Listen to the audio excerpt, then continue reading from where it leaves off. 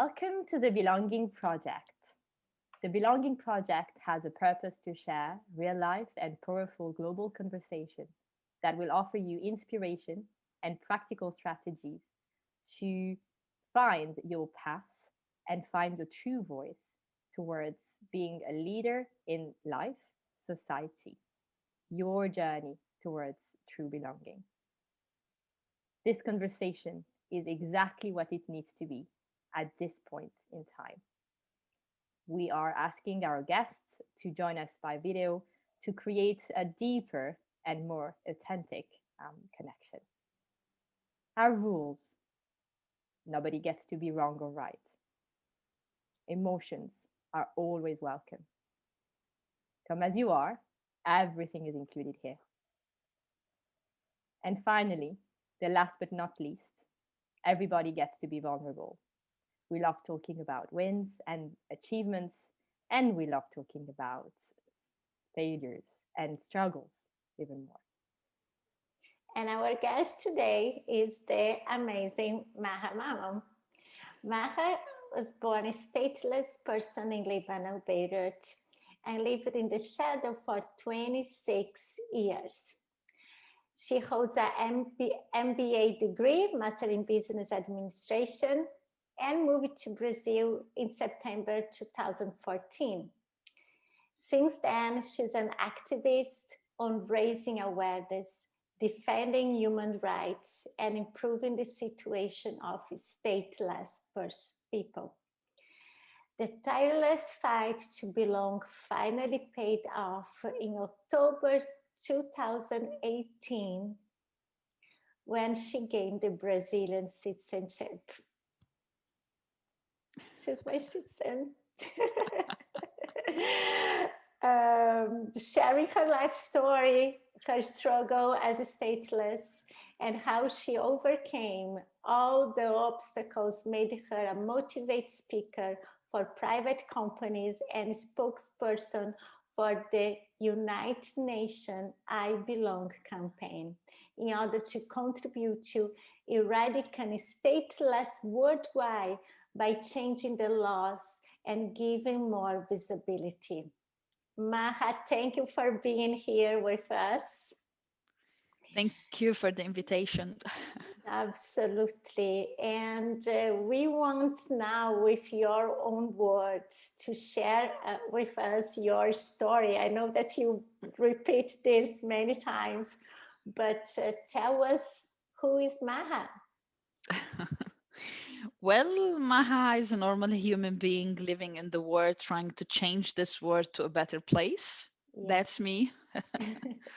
That's what I'm trying to do. So I would say, first of all, if you could explain to what is this being a stateless person mean, and what is this? Now I know that your purpose, as it says, is to help people, but what is behind all of this that you are doing now for these stateless people? Sure. So, a stateless person means those people that they don't have no identity, no passport, no birth certificate, nothing that proves who you are. Some people, they are born stateless because when you're born, you can get your nationality depending on the country where you're born. So if you're born in the United States, you can get the American nationality once you're born on the territory. They don't care who's your mom, who's your dad. Once you're registered and you're born on that land, then you're American. The other way to get your nationality is through blood.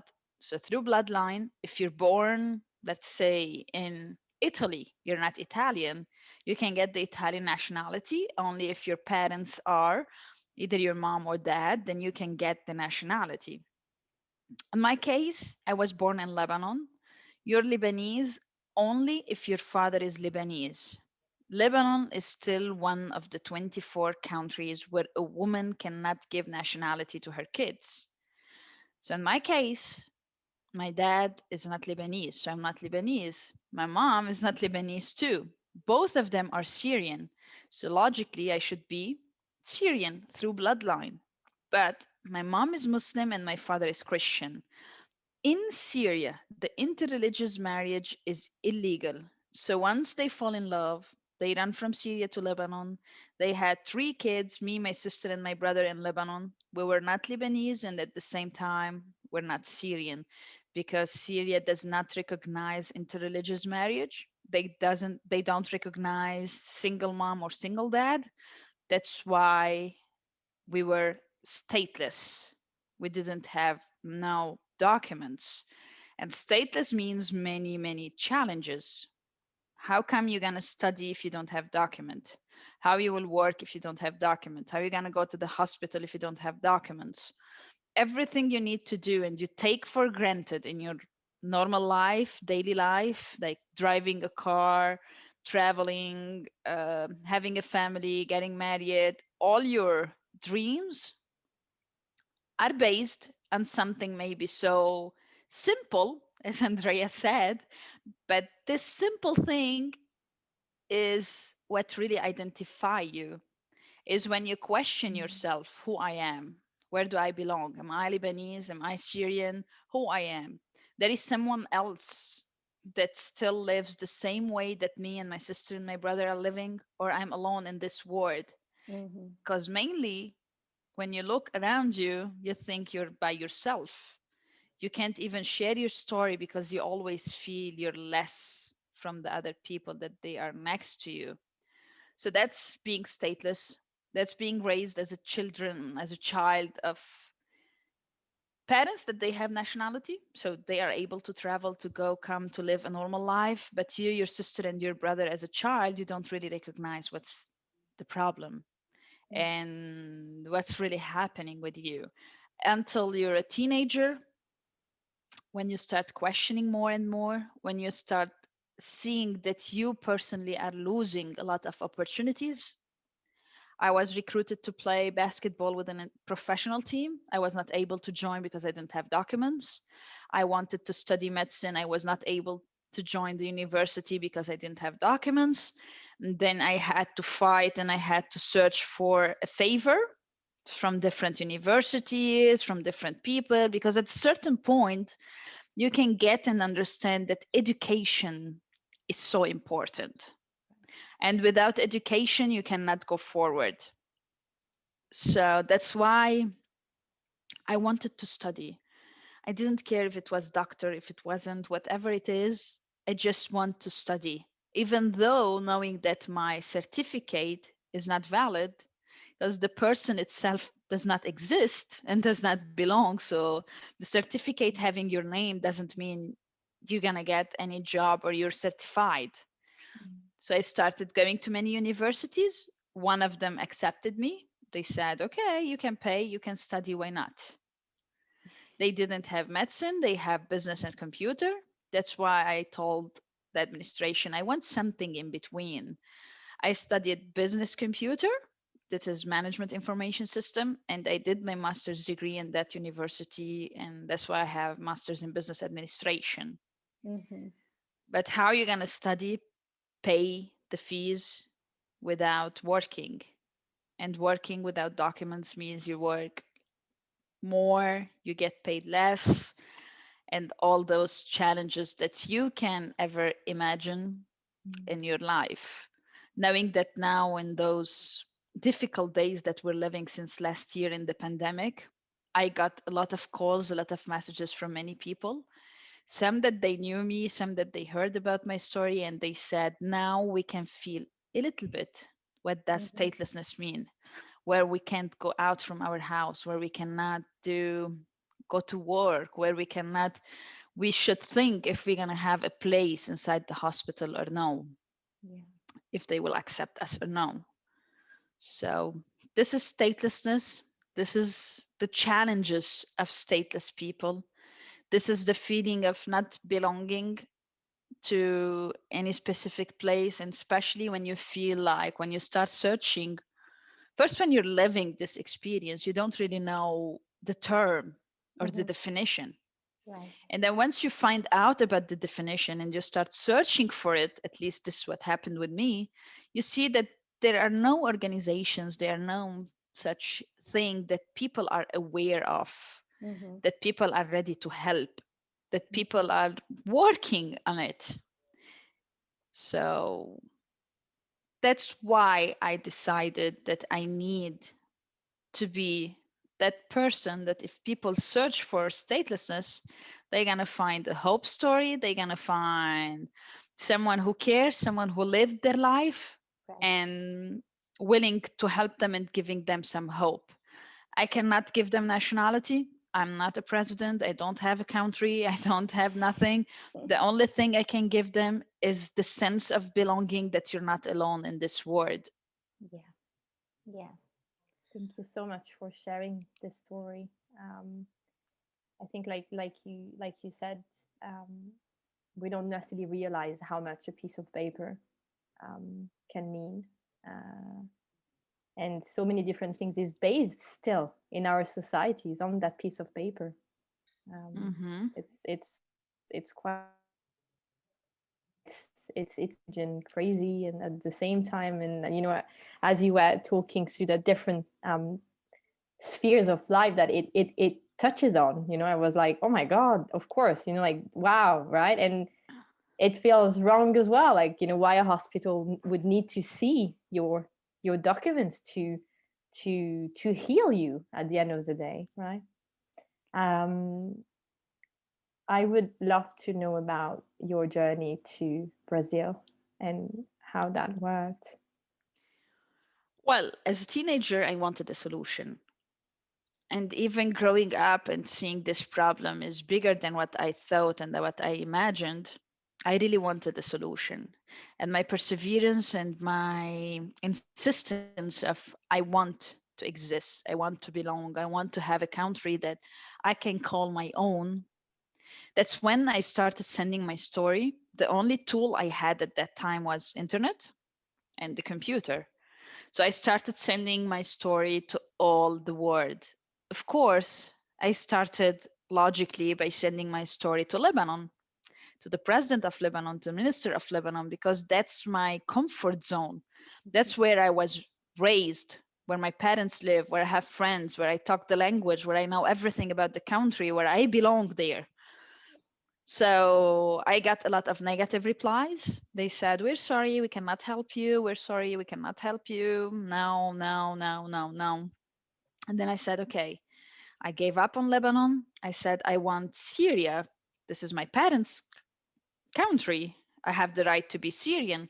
I started sending my story for them. I started asking, I cannot travel there because there are borders. How am I going to travel border without a document? So I received many replies and all of them were negative. That's when I decided to send my story to the entire world. I said, for now, I already had, uh, I have actually a kind of allergy.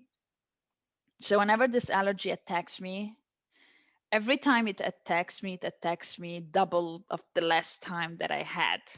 So the Mm. symptoms are worst, double than the last time I had it. So this allergy's name is urticaria. I have the highest level of, say, dangerous. So I went to the hospital 3 times. So 3 times. The first time was a little bit not so strong. The second time was double. The third time was quadruple from the first time. Wow. And every time I used to get there, I used to get unconscious. And it feels like this is the last time I'm going to make it. This time I'm not going to make it. So the fear of being dead, a stateless person, this pushed me to feel like, okay, I don't care. Any country of this world that's going to tell me you can come and live here as a human being with the minimum dignity and minimum rights, I'm going there. Mm. That's when I started sending my story to the entire world. I didn't have no criteria. I didn't have nothing. The only thing is that they have an embassy in Lebanon that could at least help me to get the path, through the path, right? And to start the path. So I sent my story to the entire world. None of the countries accepted me. I got many replies. They were negative. The only country that denied me for 9 consecutive years, and then on the 10th year, they said, "You're welcome," was my lovely Brazil. And that wasn't because I was stateless. Because in 2014, Brazil, they opened the door for Syrian refugees. They had a special visa for Syrian refugees.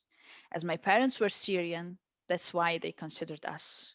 And that's why they gave us a document, which is laissez-passer, to just travel from Lebanon to Brazil and start a new life. Wow. That's how Brazil chose me. I didn't choose Brazil. That's what I always say. What is beautiful for this story that Brazil chose you is that there is this magical of it's meant to be in some way. I don't know any kinds of belief that anyone could have, now God or whatever it is that how in some way Maha became Maha, but not in so many ways. I know that there was so many challenges. The story of your brother, Brazil, I know it's not an easy country. Mm-hmm. There is a lot of challenges, but also now as you were here now and because gave you also so many opportunities in become the person that you are now. Um, so how this all of this, I know that and even reading your story now, it's such a short piece of time. Like in 2014 you moved to Brazil. Like I was in United States already, like for me it was yesterday, and for you was a life change. In 2018 is 2 years ago, more or less. It's not so much of time. You got your citizenship. Mm-hmm. And and how your life no, I don't know even the question here, but how you not this life change, and you are this now person representing United Nations and being Maha now. Well, in 2014, when you get to a new country where I didn't speak the language even, I used to speak four languages: English, French, so oui, je parle français, Fiorenza, Arabic, and Armenian.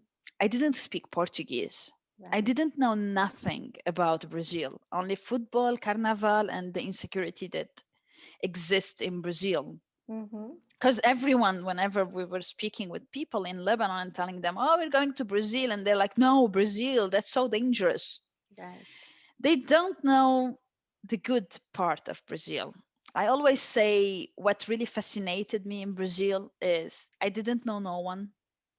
My dad, and from I am from a very simple family. My mom, she's a housewife. My dad, he has a small truck and he moves people whenever they need to move inside Lebanon. So some days he had work, other days he didn't have work. So we always try to adapt with whatever money he gets and we live. So he had to take money from his friends in order to send us to Brazil in an airplane because the tickets were so expensive. Right. So our first thing we were worried about, me, my sister, and my brother, is where we gonna sleep. Where is if is that insecure? Where we gonna sleep? That's when I started looking on social media. I found a family in Belo Horizonte, in Minas Gerais, a family that hosted me and my sister and my brother inside their own home. They Mm. said, you are more than welcome to come. They are a very simple family as well, but they were willing to help. Mm. They started asking the church, asking friends for some extra furnitures. So someone gave a bed, other gave a closet. Few, we started putting things together. When I arrived to Brazil, I was fascinated by the people, by how amazing and how welcoming people are. Me personally, I had the privilege and the opportunity to participate in many talks, in many speeches, in many companies that they invited me all over Brazil. And at the same time, as a person that never traveled in my life, I love to travel. So I went to many different places in Brazil, and every single city I visited was a different magic that came to me, a different magic that I faced, that I saw. It's paradise on earth. That's what I always say. Today, I've been to more than 26 countries, and still for me, my perfect place to be is Brazil. Wow. And I'm not saying because it's my country today, I'm saying because they have different magic again in each corner of the country. Mm-hmm. Speaking about the waterfalls, Foz do Iguaçu, about the beaches in Bahia, about Rio de Janeiro, about everything, even Minas Gerais, that no one hears about it. We have very historical cities all Yes. around Minas, like Ouro Preto, Ouro Branco, Tiradentes, places where once you visit, you can feel history that has been there for more than 500 years. But they have a lot of architecture, a lot Mm-hmm. of beautiful places to visit. So I got fascinated by Brazil. I needed to work in order to eat and live and survive. My first job was working in pamphletas, so distributing journals on the street. You don't need to speak the language. They're going to pay you end of the month, and you're going to live your life trying and hoping for a better future. In 2014, I thought Brazil was ready for stateless people. I thought Brazil had the mechanism and had the law to accept us and give us nationality.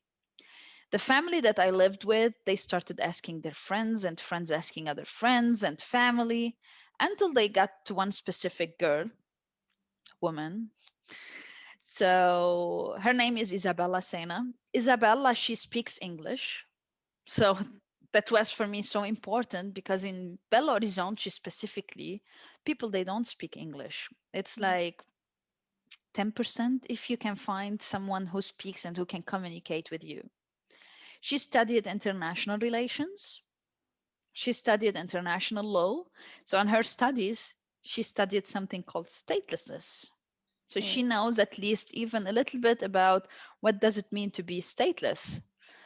And she used to work to volunteer with refugees in Belo Horizonte. Mm-hmm. So it was like the best match to someone to speak with and to try to understand what are the next steps that we have to do. So she told me the first thing is you have to apply for refugee status. For me was like, no, I had refugees in Lebanon. I will become one now. Why? Why? Because this is the only way to stay in Brazil as legal. Mm-hmm. Because you have to dream to be accepted as refugee, or else they will, I don't know what they will do with us. So our dream, and I don't think none of you ladies dream to be a refugee, we Yeah. dream to be accepted as refugee, to get the document that says for 5 years we don't have to worry, we're on the same territory, no one gonna approach us, no one gonna say nothing to us. We can at least have our fear gone on walking on the street. If someone stop us, we have something to show them, like, hey, this is me, this is Maha, you can see my name here, to prove who you are. The second thing was a bit surprising for us, was that in Brazil there is no laws. So even if I live 10 years, 20 years, 50 years in Brazil, I will not be able to get my Brazilian nationality. Because to be naturalized, even anyone who goes from a country to another country, you live for a specific time, they're going to give you nationality. There are some requisitions, there Right. are some things that you should provide and prove. Mm. And those points, the most important is they need your birth certificate, they need your other nationality. And how come? What should we provide? We had nothing. And then on November 2014, our big surprise was that the UNHCR, the United Nations of Human Rights, they launched for refugees. They launched a new campaign. The campaign name is, wait a second, here. I I belong. belong. This campaign started in 2014, is to end statelessness worldwide. Their goal was in 10 years, we're going to end statelessness worldwide. It means in 2024, we're going to have zero stateless. I used to think it was only me, my sister, and my brother. And for the big surprise, the campaign said that the estimated number, as they don't have no data on stateless people, there is nowhere that you can go and say, start counting them because they don't Right. exist legally, is that worldwide we have 10 million stateless people. That's an Wow. estimation. That's nothing precise. That's when me, my sister, and my brother, we were like full of hope. Said, yeah, in 10 years, we believe in the UN. Let's wait. We can make it. I started to participate on some UN events. They started inviting me as speaker. I started traveling with a special document issued from the Brazilian authorities that Mhm. allows me to travel to these specific seminars and come back. My sister and brother, they never went outside Brazil because they were not participating on no events. I was the only one active speaking. I don't work for the UN, so I'm not paid from the UN. No one pays me. I do this voluntarily. They pay my ticket, of course, my hotel, but this job is done from the own when I believe that we're gonna change something, we're able to do something. Mhm. Our dream was to be accepted as refugee. On May 2016, the first part of the dream became true. Were accepted as refugees. We got all the documents needed as a refugee in our hands. So with this specific ID that we got as refugee, we were able to apply for driving license, which is another dream as a kid. You know, when you get 18, you're gonna get your driving license. We couldn't. Right. But with 28, as refugee, I was able to apply for my driving license, my first driving license. And then on 30 June 2016, I got the worst day of my life. My brother is 2 years younger than me, and he suffered from three teenagers. They stopped him. They were trying to steal him on a gunpoint, and he was killed and shot by only one shot. He got one shot to his heart and he died as a stateless person.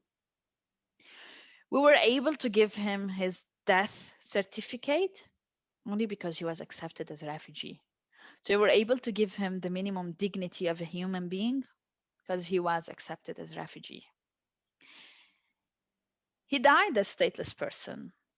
It was the worst experience and the worst moments. But they always say you got your power from the worst pain you live. Mm. That's when I decided from now on, I don't care. I don't have time to wait. And Yeah. I don't want to die a stateless person as well. That's how I started to speak more and more. I lost my job, between brackets, because I decided to dedicate myself to the cause, to Yeah. statelessness, to see how we can contribute on changing the laws. So I don't say really well that I'm an activist. I don't fight with people. I don't fight with Lebanese government. I can totally understand that they need a little bit of work. They need to understand more and more. I rather say that I am a human rights advocate. Right. That's what I do. I started sharing my story more and more. I did many documentaries. One documentary I did for BBC, it's 4 minutes. It was translated for 13 languages worldwide. So the story became more and more viral. I was on the biggest televisions in Brazil. Mhm. Everyone knew about me. I participated even in one episode of soap opera Oh, because really? I believe that everyone needs to know what statelessness. If we really Yes. want to raise awareness, that's how we do it. And that's how I got my strength to start working as motivational speaker because your bills will not stop coming. That's why you need to pay your bills, you need to survive even doing the activism part and So I started working as motivational speaker, and I had the opportunity and the honor to be in Facebook San Francisco, Unilever Washington, in many big companies, Google, Facebook Sao Paulo, and many small companies in school as well, that they saw that human rights are very important, and they invited me to share my story with them. On 4th of October 2018, I got my nationality. I became 100% Brazilian. So today, yes, I'm Brazilian. I have my Brazilian passport, my Brazilian identity, because I contributed on changing the laws in Brazil. Today, Brazil has a law for stateless people. They identify stateless people, and then they have a mechanism to solve it. So they have people that they are well, they study it, they know what statelessness is, and they study case by case. Each story is different than another story. So they get the story, they analyze it, they revise the legal of those countries that the people come from, and that's how they base their analysis on accepting or no people as stateless. So it wasn't a privilege, it was a mechanism that I passed through, and I got my Brazilian nationality. Mm. And after getting the Brazilian nationality, of course, your conscience doesn't allow you to stop there. That's how I still work, I still do interviews, I still participate on everything in order to raise awareness, in order to let people know how important is it to know that even if you have a kid, go register him or her. Register your kid, because you never know what's the future is hiding. Right. Right. Mm. Absolutely. Thank you so much for sharing your story with us. Beautiful. I feel it's such a privilege, right, to hear about your story and how much I think maybe younger people, or actually I don't think the age matter, but how much lucky we are to have you to Thank guide you. us, right, and to be on this journey with us, and how much you have contributed to, Brazil actually changing their laws and putting some laws into place. That is just wow, right? Amazing. Well, That's Brazil amazing. today is an example for the world. Me and my sister, we were the first humans in the history of Brazil to get the nationality through a law, a mechanism. So today, Brazil is an example for the world. And many other Yes. countries, they took the law that happened in Brazil and they applied on their own countries. So today, when I travel with the United Nations, when I participated in events, when I participate in seminars, I speak with the people that they are the change maker. I speak with people that they are from the government, and I try to explain to them that I didn't do anything wrong. I didn't do like any other stateless person. We didn't choose to be stateless. Yeah. This is simply because humans, they wrote the laws, and human fail, right? You do many Yes. mistakes. And one of the mistakes that they failed of is to notice that those people that they are living in the shadow, they are people as well, and they are human being. So what I really focus on and I try to tell them is the Universal Declaration of Human Rights was in 1948. So we're Wow. 2021 now. Yeah. Mm. And Article 15 of this Universal Declaration says everyone has the right to a nationality. Mm-hmm. And nationality is existence, is citizenship, is belonging to a Mm. place. So I don't expect no stateless people to travel from their comfort zone, go. They might have the chances 50-50. You might get the nationality if the country changed the laws, or you might die trying. But Brazil, they did it. Why not your own country as well do it? Mm. Absolutely. Yeah. Yep. What would you say right now is your definition of belonging? Today, my definition of belonging and existing is simply this flag. I belong to Brazil. Today, I have a country I can say proudly that I'm from there. Even though if you hear me speaking Portuguese, you're gonna say, she has a different accent. Some people, they tell me like, are you from the north, are you from the south?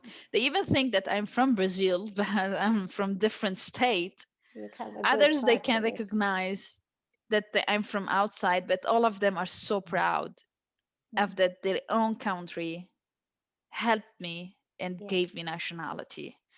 So my belonging today is belonging to a country that respects human rights, a country that gives me this opportunity of who I am today. I learned a lot in Brazil. I became more and more mature. I became the woman I am today because of Brazil. Mm, that's beautiful. beautiful. And there's so much here in all the pieces of these stories. Is about not take life for granted. It's about you can go fight in a good way, but for your dreams, like now, go ahead. Mm, We don't have time to lose. There's so much nuggets, as we say here in this story of your story, and you are so young and so now with. There is for sure more to come for Maha. So what Amen. is he has for sure? We have no doubt. So um, um, what is important now for Maha after the citizenship, after having this belonging? What is important in continue sharing this story? Now we know about changing laws, we know about everything, but here inside of you. The most important is raising awareness. The Mm, most important is being able to help those people that they have no voice. Many of them, they can't even share their story of the fear of being detained, fear. of the fear of going to jail, the fear of their own country stops them. So being the voice of all those voiceless people, Yeah. that's what most important for me. The most important is being able to help those people, especially today. My main work that I'm trying to do is with children, Mm-hmm. children that they have nothing to do with it. I mean, they have no,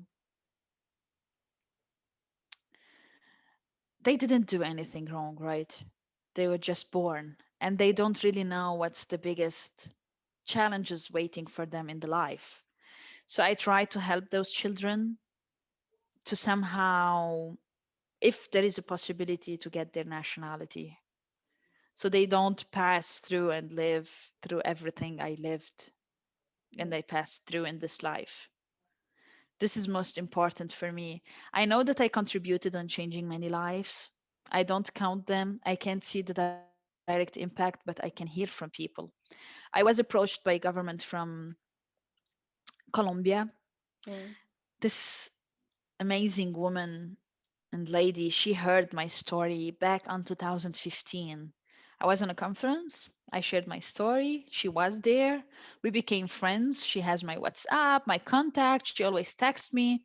With the crisis that we faced with Venezuela, that Mm-hmm. they are facing today, we have a lot of refugees from Venezuela. We have a lot of people and children that they are going to Colombia, to Brazil, to many Mm-hmm. countries. There were more than 10,000 kids coming from Venezuela that they were not registered because of the crisis and because of everything happening. And that's when she saw what was coming. She remembered my story and she remembered all my suffering and all my challenges. That's how she wrote a bill and she presented to the president of Colombia, and they granted the Colombian nationality for 10,000 children. Wow. Wow. So, did I do this? No, I didn't go there and I didn't present to the president, hey, you need to do and you need to give him nationality. In Brazil, after me and my sister, today, the last number I knew about were 16 people that they were recognized as stateless people. 16. That they were living in a shadow, they didn't speak up. For each one has his different, of course, aspects Yes. and life and all. So, yeah, that's how I contribute. That's how my silent contributions come. Today, Yes. I wrote my book. It's in Portuguese. Hopefully, I'm going to be able to translate it to English soon. But for now, it's in Portuguese. Yeah, it's so difficult to find a publisher and editor that are willing and they believe, because they are like, oh no, no one is reading books right now. But for me, it's so important to have this book, because I cannot, even here if we speak for 2 hours, 3 hours, 4 hours, I'm not be able to tell you all the details. At Yes. least in this book, it's 272 pages. We tried to resume, me and my very amazing good friend Darcio. He's a journalist. And his ways, imagine me reading my own story. I cried, I laughed, I felt myself in Lebanon. So weird. But I was able to resume 30 years of my life on that Mhm. book.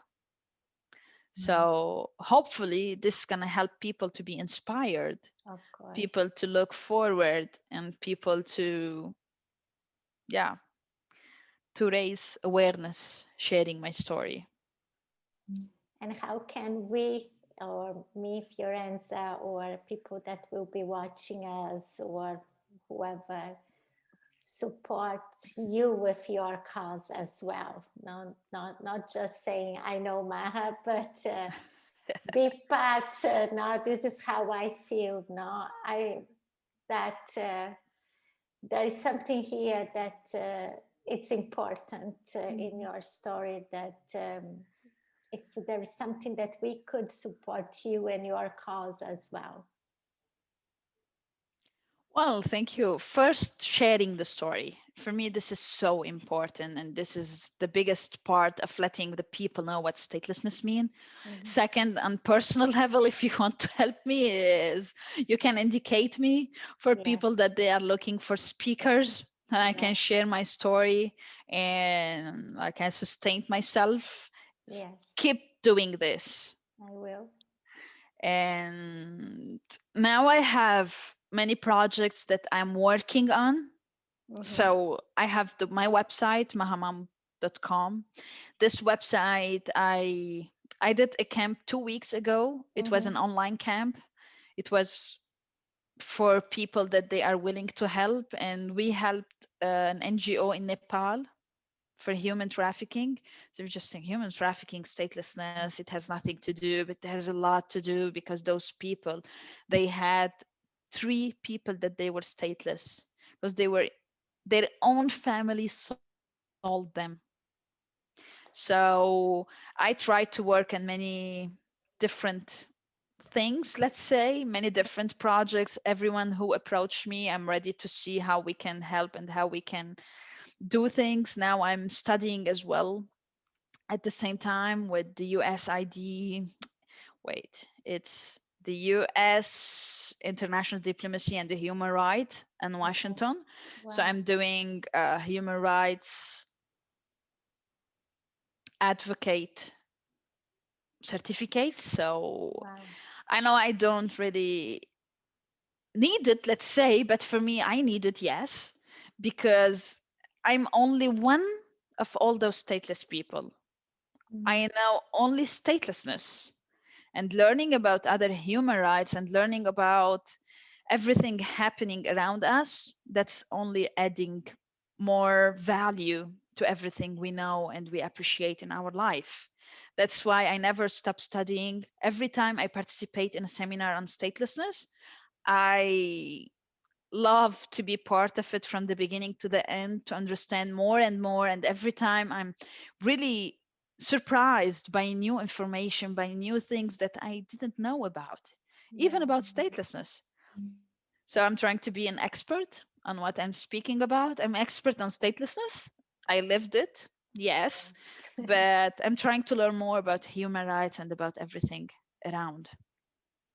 You're You such are an inspiration. inspiration, Maha. Yes. Thank you. Thank you so much for sharing your journey with us, your story, and where you're at right now. I'm definitely moved by the different elements that you've shared with us, and I hope that everyone who's watching, who's going to be watching, feels more informed about statelessness, the challenges as well, the day-to-day challenges that this involves. and also I hope to say maybe a bit of light at the end of the tunnel, with some countries following the way of Brazil. Imagine this little girl that looked to the airplane and said, I will never be inside it. I was able to be inside it, and many, many, many times today. Yeah, So yeah. don't give up on your dreams, just live it. Thank you so much, Maha, Thank for you, being with Maha. us.